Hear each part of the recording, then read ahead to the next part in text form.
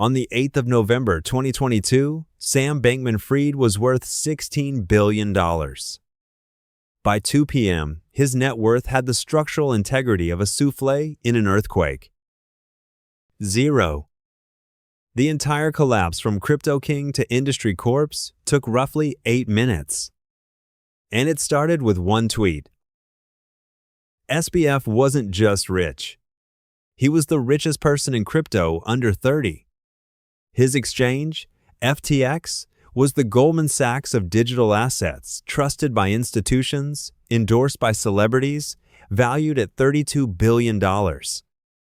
His other company, Alameda Research, was supposed to be a separate trading firm. Separate balance sheets. Separate risk. That was the story. The reality was a financial sewer pipe running directly between them. SBF built his empire on a simple trick. He printed his own money. FTX created a token called FTT. It was essentially a loyalty point useful for trading fee discounts, not much else. But SBF used FTT as collateral. Alameda borrowed billions against it. FTX lent customer deposits to Alameda to cover the bets. The same token, propping up the same empire, in an endless loop of self-dealing.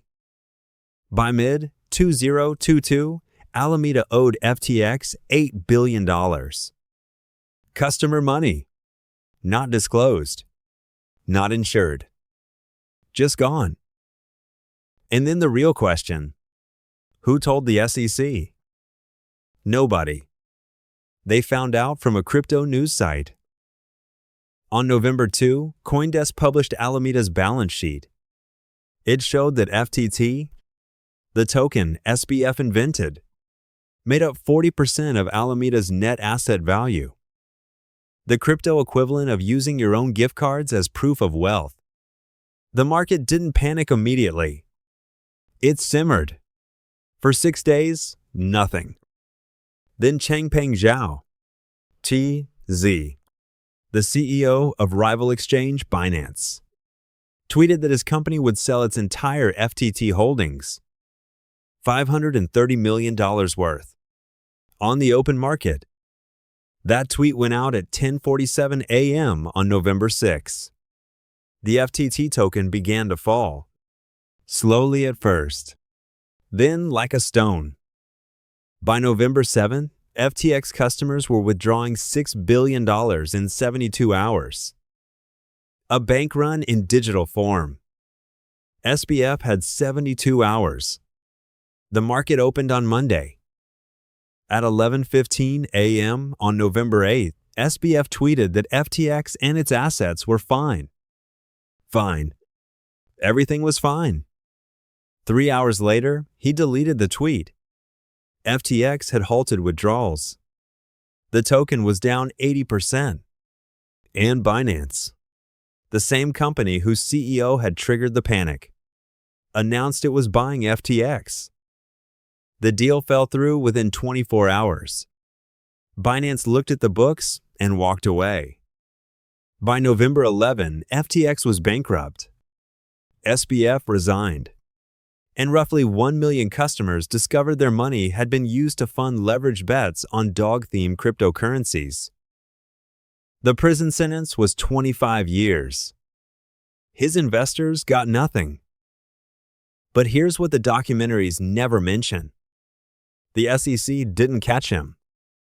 The CFTC didn't catch him. A 29-year-old crypto blogger named Tiffany Fong did more damage to SBF's empire with a phone call than 2 federal agencies managed in 3 years. And the real architecture? It wasn't fraud.